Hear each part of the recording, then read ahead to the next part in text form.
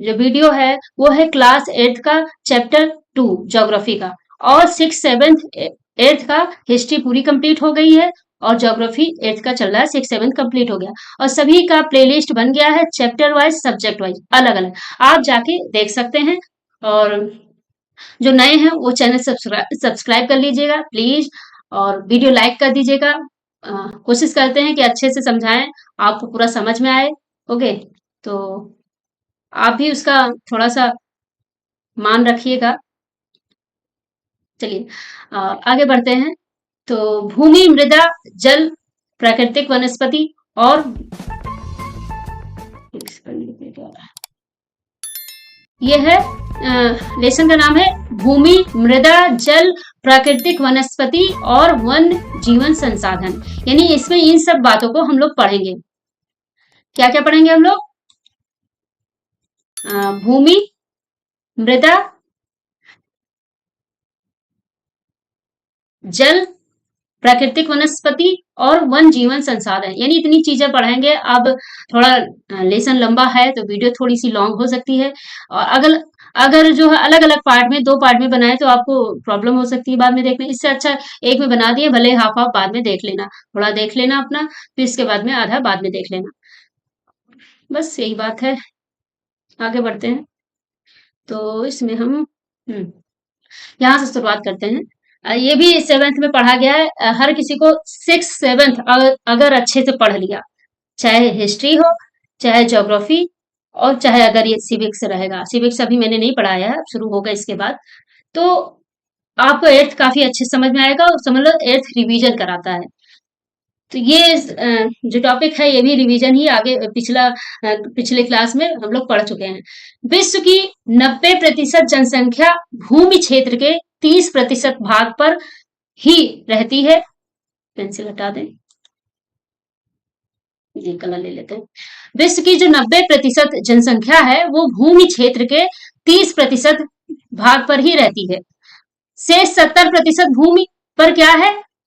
विरल जनसंख्या है, या वह निर्जन है। 70% भूमि जो है बहुत कम, यानी विरल मतलब कि कुछ लोग यहाँ तो कुछ लोग काफी किलोमीटर दूर, ऐसे इस टाइप के हैं, रहते हैं। तो 90% जनसंख्या जो है भूमि क्षेत्र के 30% पर ही है। तो भूमि के बारे में हम लोग पढ़ रहे हैं अभी, पीछे और आगे बढ़ते हैं। भूमि, सभी महत्वपूर्ण प्राकृतिक संसाधनों में भूमि भी शामिल है। हमने पहले पिछले चैप्टर जब शुरू किया था, चैप्टर नंबर 1, तो उसमें मैंने बताया था कि 8th क्लास का जो ज्योग्राफी है वो संसाधनों पर है, यानी रिसोर्स का है, कि कौन कौन से रिसोर्स हैं, और वो रिसोर्स क्यों महत्व है इंसान के लिए, क्यों इम्पोर्टेंस है उनके इंसान के लिए। तो यहाँ पे भूमि के बारे में पढ़ेंगे, जल भी पढ़ेंगे, और यहाँ पे तो कई चीजें पढ़ेंगे। सभी महत्वपूर्ण प्राकृतिक संसाधनों में भूमि भी शामिल है। भूपृष्ठ के कुल क्षेत्रफल का लगभग 30% भाग भूमि है। यानी कि भूमि तो खूब बड़ी है, पृथ्वी तो खूब बड़ी है, लेकिन 30% भाग ही भूमि है। यही नहीं, इस थोड़े से प्रतिशत के भी सभी भाग आवास योग्य नहीं है, यानी सभी जगह रहना आसान नहीं है, रहा नहीं जा सकता। क्यों? क्योंकि अब आगे जलवायु है मैटर, और वहां का, जैसे अब रेगिस्तान में कहाँ रह लोगे, जो रह रहे हैं वो की मजबूरी है, रहना बड़ा मुश्किल है। तो ये सब चीजें हैं। मुख्यतः भूमि और जलवायु के भिन्न भिन्न लक्षणों के कारण विश्व के विभिन्न भागों में जनसंख्या का वितरण असमान है। भूमि और जलवायु, ये हम पिछले चैप्टर में भी, एक सेकंड, पिछले चैप्टर में भी बात कर चुके थे कि भूमि और जलवायु की वजह से भी जो है जनसंख्या का वितरण असमान रूप से है।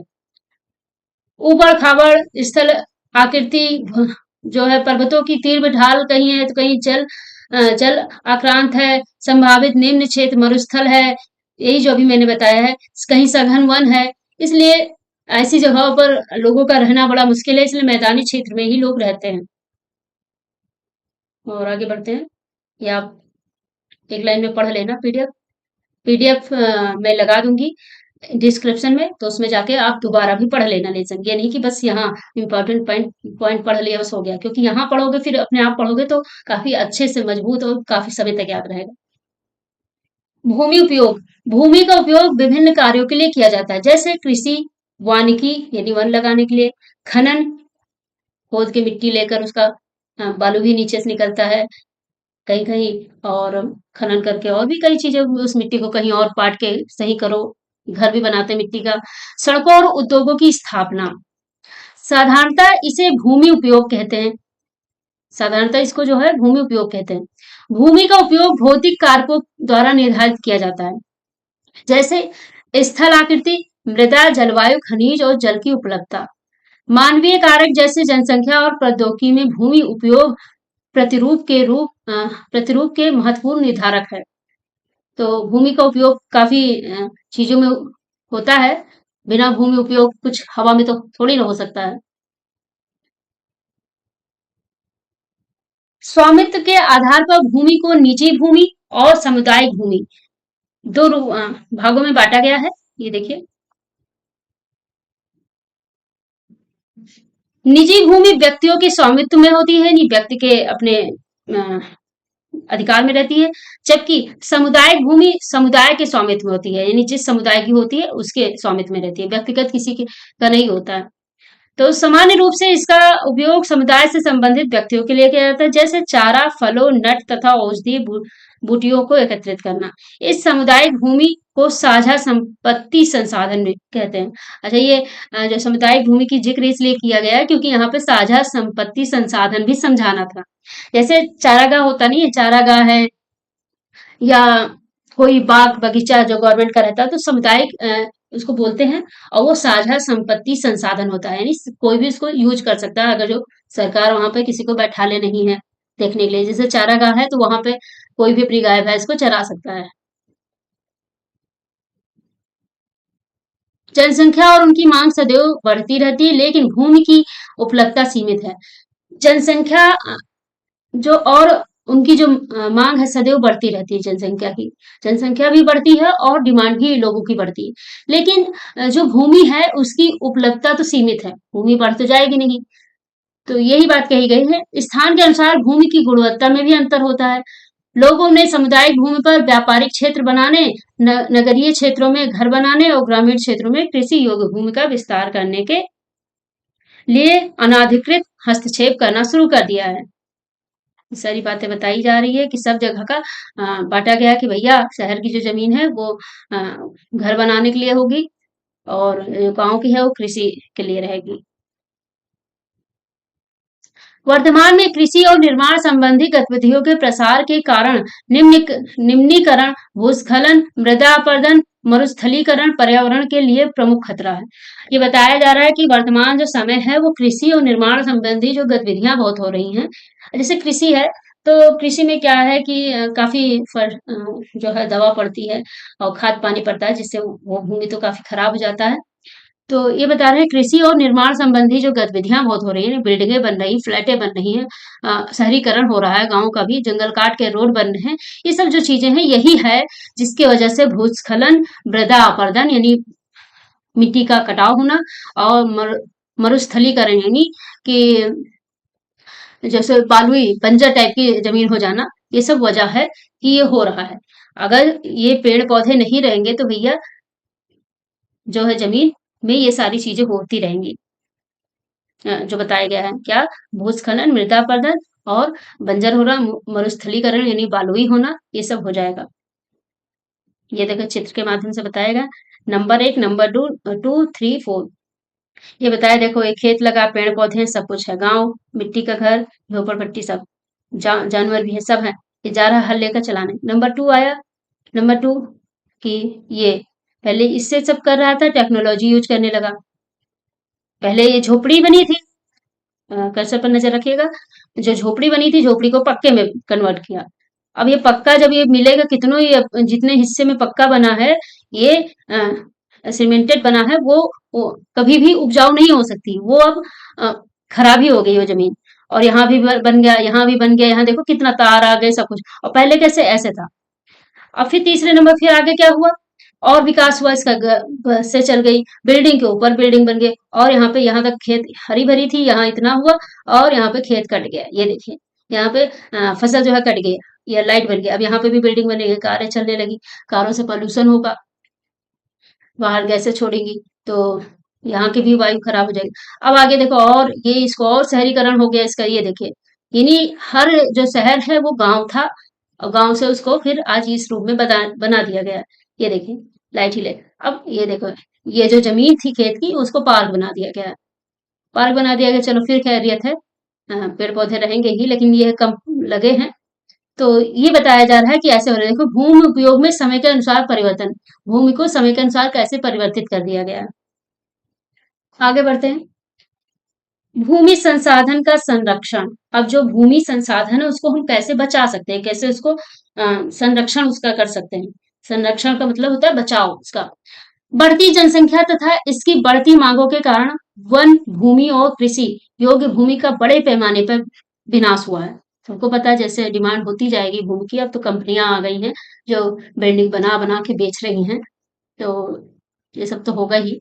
खैर, इससे इन इस प्राकृतिक संसाधन के समाप्त होने का डर पैदा हो गया है, इसलिए विनाश की वर्तमान दर को अवश्य ही रोकना चाहिए। जो विनाश हो रहा है जिस रफ्तार से, उसको कह रहे हैं कि रोकना चाहिए। वन किस कैसे रोकना चाहिए? वन रोपण, वन को लगा के, भूमि उद्धार भूमि को शुद्ध करके, रासायनिक कीटनाशकों और उर्वरकों को विनियमित उपयोग तथा अतिचारण पर रोक, यानी अथा इसमें कीटनाशक और सब कुछ नहीं डालने दिया जाए। भूमि संरक्षण के लिए प्रयुक्त कुछ सामान्य तरीके, और भी कुछ तरीके बताया गया है जिससे भूमि का संरक्षण हो सकता है मृदा। पृथ्वी के पृष्ठ पर दानेदार, अब मृदा किसे बोलते हैं ये यहाँ पे इन्हीं के शब्दों में समझ लीजिए। पृथ्वी के पृष्ठ पर दानेदार कणों के आवरण की पतली परत मृदा कहलाती है। क्या? पृथ्वी के पृष्ठ पर, यानी सबसे ऊपरी भाग पर दानेदार कणों के आवरण की पतली परत मृदा कहलाती है। यह भूमि से निकटता से जुड़ी हुई है। स्थल रूपी मृदा के प्रकार को निर्धारित करते हैं। मृदा का निर्माण चट्टानों से प्राप्त खनिजों और जैव पदार्थ, नीचे पहले ये पढ़ लेंगे, तथा भूमि पर पाए जाने वाले खनिजों से होता है। यह अपक्षय की प्रक्रिया के माध्यम से बनती है। खनिजों और जैव पदार्थों का सही मिश्रण मृदा को उपजाऊ बनाता है। जो खनिज है और जैव पदार्थों का सही मिश्रण जब होता है तभी मृदा को उपजाऊ बनाता है। ये देखिए, ये यहाँ समझाया गया है। अब इसकी जब जरूरत होगी तब बताएंगे अभी। केवल 1 सेंटीमीटर मृदा को बनने में सैकड़ों वर्ष लग जाते हैं। जब मृदा होती है, मृदा से मिट्टी नहीं होती, मिट्टी में भी बहुत सारी चीजें पाई जाती हैं, तभी तो अ, अनाज उपजता है।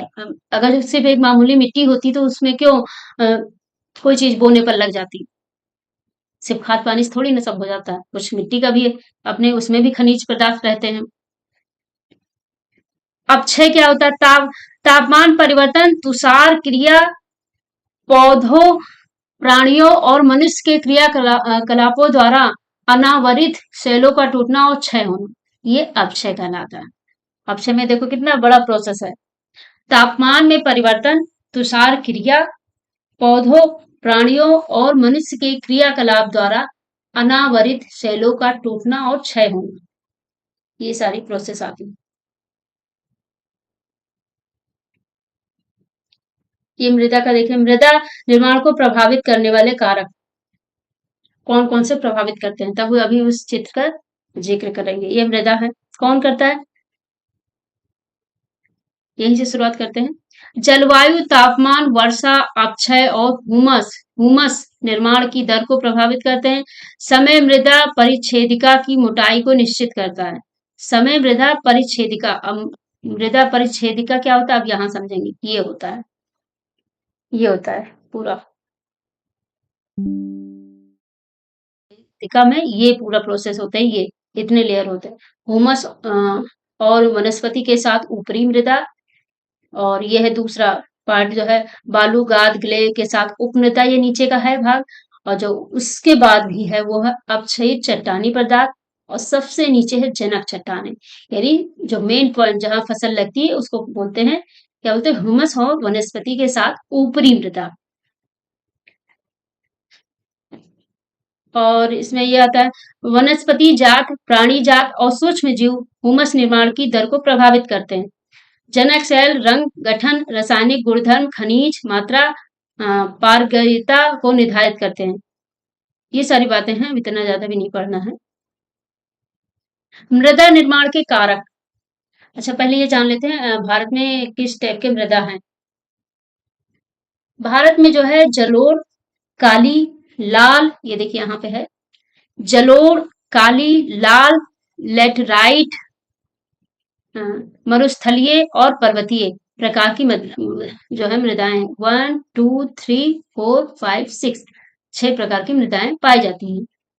और मृदा निर्माण के कारक क्या है? मृदा निर्माण के मुख्य कारक जनक सेल का स्वरूप और जलवायिक कारक है।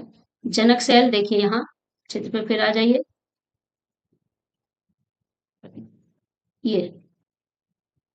ये चीजें जो ये है, ये मृदा निर्माण का कारक होता है। मृदा निर्माण के अन्य कारक क्या है? स्थल आकृति, जैव पदार्थों की भूमिका और मृदा निर्माण के संगठन में लगा समय समय के हिसाब से भी होता है। अलग अलग स्थानों में ये भिन्न भिन्न है, अलग अलग स्थानों पर अलग अलग होता है। तो कोई इसका निश्चित टाइम नहीं है कि मृदा निर्माण में ये कारक होते हैं, ये तो निश्चित है, लेकिन इतने समय में हो जाता है मृदा का निर्माण। मृदा का निम्नीकरण और संरक्षण के उपाय बता रहे, कैसे इसका संरक्षण करें। मृदा अपरदन और शीर्णता मृदा संसाधन के लिए दो मुख्य खतरे हैं।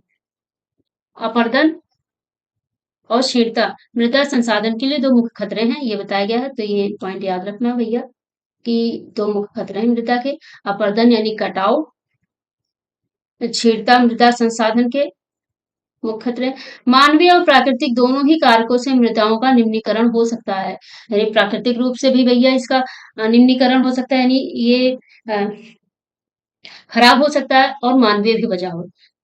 क्या है मृदा के निम्नीकरण में सहायक कारक? क्या है? वनोन्मूलन यानी वनों को काटना, अतिचारण, रासायनिक उर्वरकों और कीटनाशकों का अत्यधिक उपयोग, वर्षा दोहन यानी वर्षा के पानी को बहने दो, उसको रोकने का कोई इंतजाम ही ना करो, सब बहकर समुद्र में ही तो चली जाएगी। वर्षा दोहन, भूस्खलन और बाढ़, ये सब वजह है जिसके मृदा का निम्नीकरण हो रहा है। अब सवाल है मृदा संरक्षण की कुछ विधियां बताई गई हैं। क्या क्या विधियां हैं ये जरूर जानिएगा। मल्च बनाना, यहाँ पे फोटो भी हर चीज का है। मल्च का देखें, मल्च का है नहीं, अभी समझा देते हैं।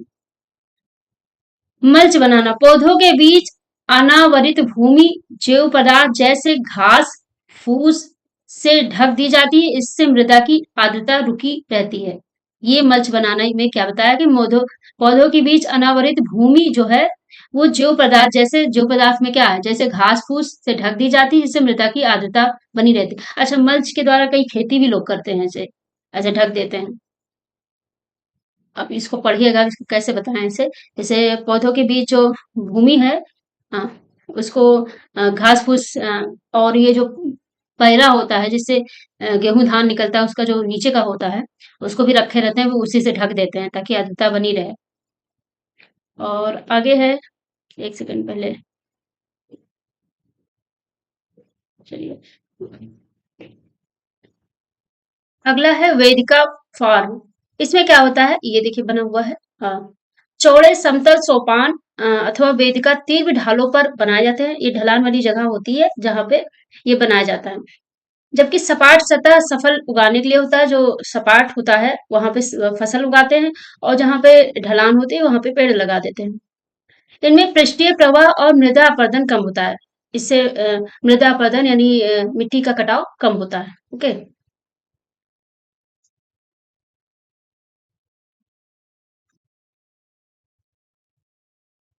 और है अगला है जो यहाँ पे बना भी है तस्वीर, समुच्च रेखीय जुताई। एक पहाड़ी ढाल पर समुच्च रेखाओं के समांतर यानी समांतर पैरेलल रेखा में जुताई ढाल से नीचे बहते जल के लिए एक प्राकृतिक अवरोध का निर्माण करती है। पैरेलल कराया जाता है ताकि जो बहाव हो रहा हो पानी का वो रुक सके। बहते जल के लिए प्राकृतिक अवरोध करता है यानी रोकता है। और है रक्षक मेखलाएं। तटीय प्रदेशों और शुष्क प्रदेशों में पवन गति रोकने के लिए वृक्ष कतारों में लगाए जाते हैं ताकि मृदा आवरण को बचाया जा सके। ये देखिए रक्षक मेखला क्या है। देखिए तटीय प्रदेशों यानी जहां जो समुद्र के पास होता है उनकी बात हो रही है। जो भी समुद्र के पास है उनके और शुष्क प्रदेश, ये दोनों चीजें होना चाहिए। तटीय प्रदेश के पास शुष्क प्रदेश होता ही है। में पवन गति रोकने के लिए यानी जो बहुत तेज पवन गति होती है उसको रोकने के लिए वृक्ष कतारों के रूप में, देखिए कतार के रूप में लाइन से लगा है। कर्सर पर नजर रखिए, ये देखिए। और ताकि मृदा आवरण को बचाया जा सके, जो मिट्टी के बहाव को रोका जा सके। और लास्ट है समुच्च रेखीय रोधिकाएं। किसी कोई तस्वीर नहीं, लेकिन समुच्च रेखीय जुताई जैसे होता है वैसे समुच्च रेखीय रोधिकाएं हैं। समुच्च रेखाओं पर रोधिकाएं बनाने के लिए पत्थरों, घास, मृदा का उपयोग किया जाता है। रोधिकाओं के सामने जल एकत्र करने के लिए खाइयां भी बनाई जाती हैं। जल वहीं पे एकत्र हो जाए, इसके लिए खाई भी खोद दी जाती है ताकि वहीं पे संचित हो जाए जल। चट्टान बांध, अब ये बांध की बात हो रही है। चट्टान बांध यह जल के प्रवाह को कम करने के लिए बनाए जाते हैं। यह नालियों की रक्षा करते हैं और मृदा क्षति को रोकते हैं। बीज की फसल उगाना, वर्षा दोहन से मृदा को सुरक्षित रखने के लिए अलग अलग समय पर भिन्न भिन्न फसलें एकांतर कतारों में उगाई जाती हैं। देखिए वर्ष 1975 में मानव उपयोग के लिए जल की खपत 3850 घन किलोमीटर प्रति वर्ष थी, जो वर्ष 2000 में बढ़कर 6000 घन किलोमीटर प्रति वर्ष से भी अधिक हो गई है। जल जल के बारे में पढ़ेंगे। जल एक प्राकृतिक संसाधन है। जल एक महत्वपूर्ण नवीकरणीय प्राकृतिक संसाधन है। भूपृष्ठ का 3/4 भाग जल से ढका है, इसलिए इसे जल ग्रह कहना उपयुक्त है। इसलिए पृथ्वी को जल ग्रह भी कहा जाता है। लगभग 3.5 यानी 3.5 अरब वर्ष पहले जीवन आदि महासागरों में ही प्रारंभ हुआ। पहले जीवन आदि महासागरों में ही प्रारंभ हुआ था। यद्यपि आज भी महासागर पृथ्वी की सतह के 2/3 भाग को ढके हुए हैं और विविध प्रकार के पौधों और जंतुओं को मदद करते हैं। महासागरों का जल लवणीय होता है यानी क्षारीय होता है और मानवीय उपयोग के लिए उपयोग नहीं होता है, क्योंकि क्षारीय होता है तो कहाँ पी पाएगा। अलवण जल केवल 2.7% है, यानी जो पीने योग्य पानी है वो मात्र 2.7% है। पूरा एग्जैक्ट नहीं याद रहे तो ऐसे याद रखें 3% से कम है। इसका लगभग 70% भाग बर्फ की चादरों और हिमानियों के रूप में, मतलब अब 2.7% जल है उसमें भी 70%, 2.7% का 70% भाग जो है बर्फ की चादरों और हिमानियों के रूप में अंटार्कटिका, ग्रीनलैंड और पर्वतीय प्रदेशों में पाया जाता है। यानी 70% भी उधर निकल गया। आगे बढ़ते हैं। अपनी स्थिति के कारण यह मनुष्य की पहुंच के बाहर है, क्योंकि 1% अलवण जल उपलब्ध है। केवल 1% अलवण जल उपलब्ध है और वह मानव उपभोग के लिए उपयुक्त है।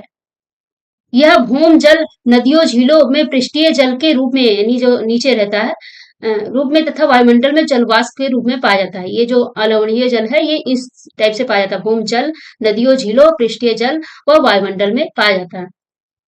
ये देखिए इनका एक रिसर्च है। एक टपकता नल एक वर्ष में 1200 लीटर जल व्यर्थ करता है। 1200 लीटर। आपके घर पे जो छत पर जो टंकी रखी जाती है लगभग 500 लीटर की, तो सबके यहाँ एक टंकी होती है। दो है तो 1000, यानी सोच लो 2 टंकी से भी ज्यादा रखी जाती है। मिनिमम एक 500 लीटर की टंकी आती है, छोटी भी आती है। मैंने 500 का उदाहरण दिया है।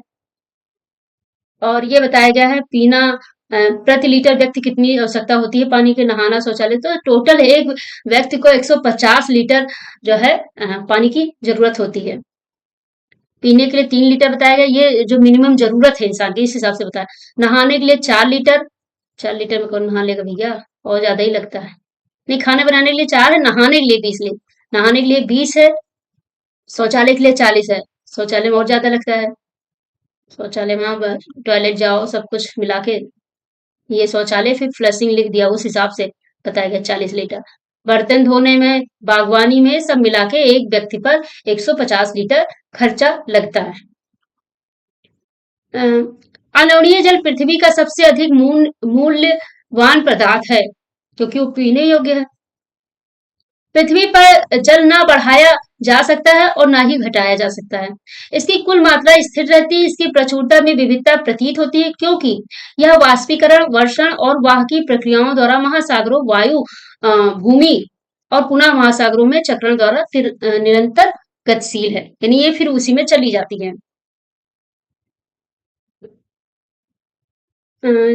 इसी को जल चक्र कहते हैं। मनुष्य जल की बड़ी मात्रा का उपयोग न केवल पीने और धुलाई में ही करता है, वरन उत्पादन प्रक्रिया में भी करता है, यानी प्रोडक्शन में भी करता है।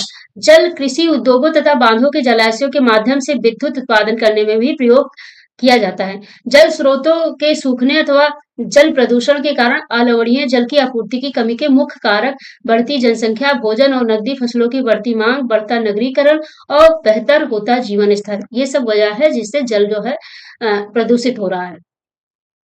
जीवन स्तर अच्छा करने के लिए लोग कितनी कॉस्मेटिक चीजों का इस्तेमाल भी कर रहे हैं, जिससे वो जल, जिसमें साबुन घुल गया या सर्फ घुल गया, वो जल बेकार ही हो जाता है उतना। ओके, वो नीचे सोख के जाता नहीं है, वो बिल्कुल बेकार हो जाता है। जल उपलब्धता की समस्याएं। अब ये समस्याएं क्या है? विश्व के कई प्रदेशों में जल की कमी है। अधिकांश अफ्रीका में है, पश्चिमी एशिया में है, दक्षिण एशिया में है, पश्चिमी संयुक्त राज्य अमेरिका के भाग। अच्छा, यहाँ से एक क्वेश्चन निकला, वो आप कमेंट में बताइएगा कि भारत एशिया की किस दिशा में है। ओके, उत्तर पश्चिमी मेक्सिको, दक्षिण अमेरिका के भाग और संपूर्ण ऑस्ट्रेलिया समुद्र के बीच में ही है, अलवणीय जल की आपूर्ति की कमी का सामना कर रहे हैं। ये देश ऐसे जलवायु प्रदेशों में स्थित है जहां अक्सर सूखा पड़ता है। इनमें जल अभाव की अधिक समस्या बनी रहती है। इस प्रकार जल का अभाव मौसमी अथवा वार्षिक वर्षण में विविधता के परिणाम स्वरूप हो सकता है, अथवा अति उपयोग और जल स्रोतों के संदूषण के कारण भी जल का अभाव हो सकता है। जल संसाधनों का संरक्षण। अब जल के संसाधन, जल संसाधन, उसका हम संरक्षण कैसे कर सकते हैं, यानी बचाव हम कैसे कर सकते हैं, ये बताया गया है। आज के विश्व में शुद्ध तथा पर्याप्त जल स्रोतों तक पहुंचना एक बड़ी समस्या बन गई है। इस क्षीण होते हुए संसाधन के संरक्षण के लिए कदम उठाने चाहिए। कौन से? जल एक नवीकरणीय संसाधन है तथा इसका अति उपयोग और प्रदूषण इसे उपयोग के लिए अनुपयुक्त बना देते हैं। इसका क्या है दूसरा तरीका? एक सेकंड, मेन पॉइंट पर ही आ जाए, क्या पूरा पढ़ा है। ये जिस वजह से हो रहा है इसमें प्रदूषण, उसी चीज को रोक दो, उसी से जल बचाव होगा, ये बताया जा रहा है। ऐसे अशोधित या आंशिक रूप से शोधित वाहित मल, कृषि रसायनों का विसर्जन और जल निकायों में औद्योगिक बहिस्राव जल के प्रमुख दूषक हैं। इनमें शामिल नाइट्रेट धातुएं और पीड़कनाशी जल को प्रदूषित कर देते हैं। इनमें से अधिकांश रसायन अजैव निम्नीकरणीय होने के कारण जल द्वारा मानव शरीर में पहुंच जाते हैं। इन प्रदूषकों को जल निकायों में छोड़ने से पूर्व बहिस्रावों को उपयुक्त विधि से संशोधित करके जल प्रदूषण नियंत्रित किया जा सकता है। यानी अगर जो कोई जल है जो प्रदूषित हो गई है, उसमें कीटनाशक मिलाया गया है, जो भी चीजें मिलाई गई हैं, तो उसको डायरेक्ट धरती पर, भूमि पर ना फेंक कर उसको थोड़ा संशोधन करके, जो इसमें बताया गया है, उसका उपयुक्त विधि से संशोधित करके ही उसमें डालना चाहिए। उपयुक्त विधि कौन सी है संशोधित करने की, वो आप आगे पढ़ेंगे। ये तो साइंस वालों का काम है ना। चलो आगे बढ़ते हैं। प्राकृतिक वनस्पति और वन्य जीवन। प्राकृतिक वनस्पति और वन्य जीवन केवल स्थल मंडल, जलमंडल, वायुमंडल के बीच जुड़े एक संकरे क्षेत्र में ही पाए जाते हैं, जिसे हम जीवमंडल कहते हैं। जीवमंडल में ये देखिए रेशम कीट कैसे है, ये देख लीजिए।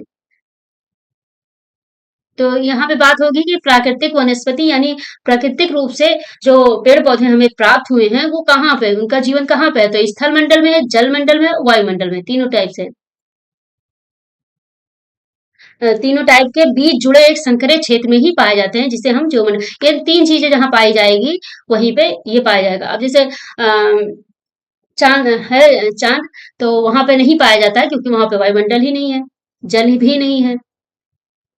सिर्फ स्थल से ही सब नहीं होता है, इसमें तीन चीजें, स्थल, जलमंडल, स्थल मंडल और वायुमंडल, तीन चीजें चाहिए तब ही हर कोई जीव होता है वो रह सकता है, और जान सब में होती है। सभी जीवित जातियां जीवित रहने के लिए एक दूसरे से परस्पर संबंधित होती है। हर जीव एक दूसरे से संबंधित होता है। ओके, तो अगर एक जीव पर खतरा आज आया है तो दूसरे जीव पर कुछ साल बाद आएगा, लेकिन आएगा जरूर। इस जीवन आधारित तंत्र को ही परितंत्र कहते हैं। यहाँ पे बताया गया सभी जीव जातियां जीवित रहने के लिए एक दूसरे से परस्पर संबंधित है और निर्भर रहती है। इस जीवन आधारित तंत्र को ही परितंत्र कहते हैं। वनस्पति और वन्य जीवन बहुमूल्य संसाधन है। वनस्पति और वन्य जीवन ये दोनों बहुमूल्य संसाधन है। पौधे हमें इमारती लकड़ी देते हैं। प्राणियों को आश्रय देते हैं। जो जानवर होते हैं उनको आश्रय भी मिलता है। जानवर है, मधुमक्खी है और तितली है, कीड़े मकोड़े सबको आश्रय देती है। सबका खाना पीना होता है उसी से। और क्या मेन हम लोग को क्या देती है? प्राणियों को आश्रय देते हैं ऑक्सीजन उत्पन्न करने में, जिसमें हम सांस लेते हैं। फसलों को उगाने के लिए आवश्यक मृदा की सुरक्षा करने, रक्षक मेखला के रूप में कार्य करते हैं। भूमिगत जल के संग्रह में सहायता करते हैं। फल, टेलेक्स, तारपीन का तेल, गोंद, औषधीय पौधे और कागज प्रदान करते हैं। तो पेड़ ये सब चीजें जो है देते हैं। सबसे बड़ी चीज जो है ऑक्सीजन देते हैं। तो ये सारी बातें हैं, ये आप पूरा मतलब इसको पढ़िएगा। क्या क्या देते हैं? तारपीन का तेल, गोंद, औषधीय पौधे, कागज, ये सारी चीजें। वन्य जीवन के अंतर्गत जंतु, पक्षी, कीट एवं जलीय जीव रूप आते हैं। उन उनसे हमें दूध, मांस, खाल और ऊन प्राप्त होती है। ये बता वन्य जीवन से हमें क्या मिलता है? कीट जैसे मधुमक्खी हमें शहद देती है, फूलों के परागण में मदद करती है। तो ये सारी चीजें बताई गई हैं, इसको आप देख लीजिएगा। अब गिद्ध का क्या यूज है? गिद्ध लगभग लुप्त होता जा रहा है, हो ही गया है। गिद्ध मृत जीव जंतुओं को खाने के कारण एक अपमार्जक है और पर्यावरण का एक महत्वपूर्ण शोधक समझा जाता है, क्योंकि मरे हुए जीव जंतु जो भी होता है उसको खा जाता है, जिससे वो प्रदूषण नहीं होता है। तो इसके वजह से भी ये प्रदूषण हो रहा है, क्योंकि गिद्ध है ही नहीं। अगर कुछ जानवर मरे पड़े हैं तो बस पड़े हैं, गंधा आ रहा है, सड़ रहे, कौवे भले खा ले, कौवे तो अपने हिसाब से खाएंगे ना। इसलिए प्राणी चाहे बड़े हों अथवा छोटे, सभी परतंत्र के संतुलन को बनाए रखने के लिए अनिवार्य है। आगे बढ़ते हैं। अजगर का बताया गया है।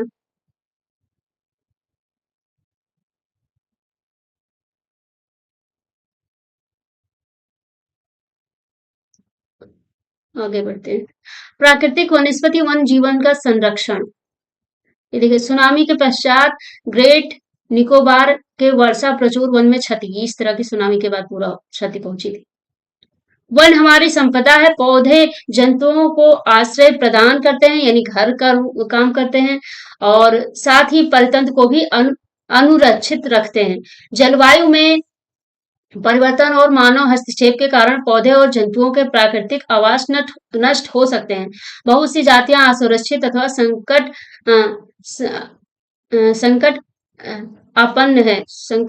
संकटापन्न है और कुछ लुप्त होने के कगार पर है, यानी कुछ लुप्त होने के ही कगार पर है। वन उन्मूलन यानी जंगलों का काटना, मृदा अपरदन, निर्माण कार्य, दावानल और भूस्खलन में से कुछ मानव और प्राकृतिक कारण हैं जो मिलकर इन महत्वपूर्ण प्राकृतिक संसाधनों के लुप्त होने की प्रक्रिया को बढ़ावा दे रहे हैं। कुछ लोग इन जानवरों को शिकार भी कर रहे हैं, पेड़ पौधे चोरी से काट रहे हैं, इससे ये लुप्त होते जा रहे हैं। देखिए, ब्लैक बक की सुरक्षा की आवश्यकता है। यहाँ पे ये बताया गया है। पशु खाल, चमड़ा, नाखून, दांत और पंखों के साथ साथ सींगों के एकत्रीकरण और गैर कानूनी व्यापार के लिए जंतुओं का अनाधिकार शिकार किया गया है। इनमें से कुछ जंतु चीता, शेर, हाथी, ब्लैक बक, मगरमच्छ, दरियाई घोड़ा, हिम तेंदुआ, शुतुरमुर्ग और मोर है। इनका संरक्षण जागरूकता बढ़ाकर किया जा सकता है। इनको बता रहे हैं कि जागरूकता बढ़ाकर हम इनको संरक्षित कर सकते हैं। राष्ट्रीय उद्यान, वन्य जीव अभयारण्य, जो मंडल निश्चय हमारी प्राकृतिक वनस्पति और वन जीवन को सुरक्षित रखने के लिए बनाए जाते हैं।